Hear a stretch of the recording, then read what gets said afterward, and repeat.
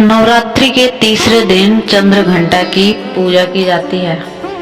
दुर्गा माँ ने असुरों का संहार करने के लिए चंद्र घंटा का रूप धारण किया था। जानते हैं माँ चंद्र घंटा की पूजा विधि और उनकी प्रचलित कथा।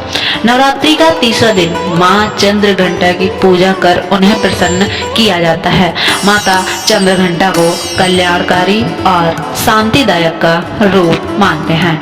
माता के मस्तिष्क पर घंटे का आकार का आधा चंद्रमा चिन्हित है। यही कारण है कि माँ को चंद्र घंटा कहा जाता है। माँ चंद्र घंटा की पूजा करने से न केवल रोगों से मुक्ति मिल सकती है, बल्कि माँ प्रसन्न होकर सभी कष्टों को हर लेती हैं।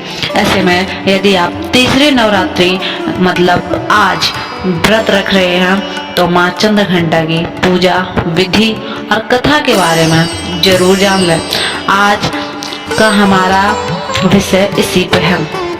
माँ चंद्र घंटा की व्रत कथा क्या है, साथ ही पूजा विधि के बारे में भी आप आगे देखते रहें। माँ चंद्र घंटा की पूजा विधि केसर और केवड़ा जल से स्नान कराना माँ को बहुत जरूरी है।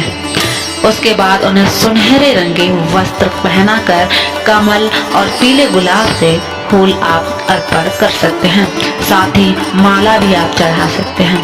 आप पंचामृत मिश्री और मिठाई आदि से भोग लगाकर उनके मंत्रों का जाप कर सकते हैं। माता चंद्र घंटा की अगर कथा की बात की जाए तो माता दुर्गा ने माँ चंद्र घंटा का अवतार तब लिया था जब दैत्यों का आतंक बढ़ने लगा था। उस समय महिषासुर का भयंकर युद्ध देवताओं से चल रहा था। महिषासुर देवराज इंद्र का सिंहासन प्राप्त करना चाहते थे। वह स्वर्ग लोक पर राज करने की इच्छा पूरी करने के लिए यह युद्ध कर रहे थे। जब देवताओं की इसकी इच्छा का पता चला तो वह परेशान हो गए और भगवान ब्रह्मा विष्णु और महेश के सामने पहुंच गए। ब्रह्मा विष्णु और महेश ने देवताओं की बात सुन क्रोध प्रकट किया और क्रोध आने पर उन तीनों के मुख से ऊर्जा निकली और उस ऊर्जा से एक देवी अवतरित हुई। उस देवी को भगवान शंकर ने अपना त्रिशूल, भगवान विष्णु ने अपना चक्र और इंद्र ने अपना घंटा दिया था। सूर्य ने अपना तेज और तलवार और सिंह प्रदान किया।